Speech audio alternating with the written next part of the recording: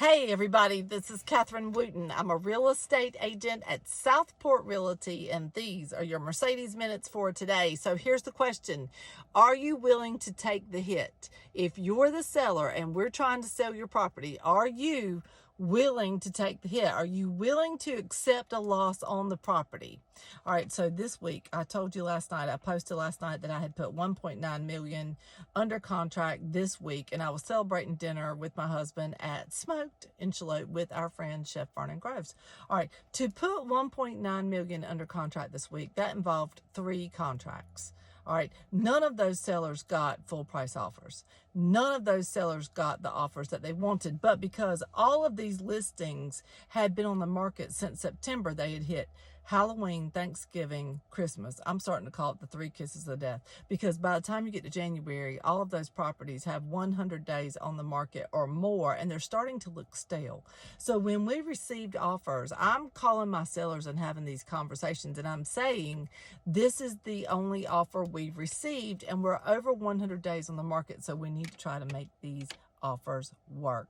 Now, kudos to all 3 buyers agents, all different buyers agents who spent extensive amounts of time with me on the phone this week, how to make these deals work for both parties, how to find numbers and parts and pieces of the contract and the offer to purchase that the buyer and the seller could all agree with and come to terms with. So thank you so much to all 3 of those agents who worked with me hand in hand to get details ironed out. All right, out of those 3 transactions, one of them was originally my buyer and I was her buyer's agent. She bought a home in June of 2022 that she thought was her forever home. It checked all her boxes. She loved it. It was exactly what she wanted. And then her life circumstances changed and she had to move. So here we were getting her moved to another location, and then we had to get that house emptied out and get it cleaned. And then by that time it was September. So her home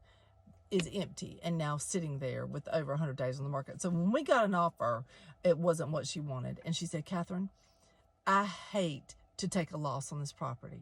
I said, I know you do. She said, Catherine, I really hate to take less than what I paid for this property. I said, I understand. I said, so tell me, I need to know, what do the next 3 months look like for you financially and for this home? And she said, well, I'm getting ready to renew the homeowner's insurance policy, which includes wind and hail policy, which is your hurricane insurance. She said, that's getting ready to renew and I'll have to pay the quarterly amount.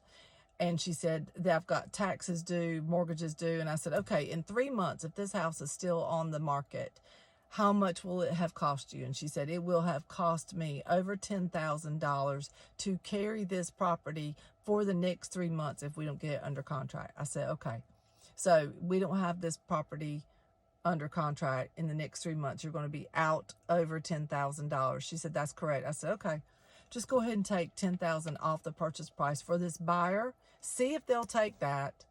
And I said, because you're going to be out another $10,000 anyway. So you might as well just offer this buyer an extra $10,000 off the purchase price and see if they take it, and let's call it a day. Because right now her debt to income ratio is high because she's carrying the new house that she moved to and the old house that she bought in summer of 2022. So her credit score is low right now, and it shouldn't be. She has a great job, but because she's carrying 2 homes, it has lowered the ceiling of her debt to income ratio. All right, so she says to me, she says, Catherine, you know what? I'm just going to take the hit. I'm going to take the hit. I'm going to offer them, do it. Just offer it to them, see if they'll take it. So I call the buyer's agent and I say, look, here's what we're willing to do. And by the way, she is taking a loss on this property.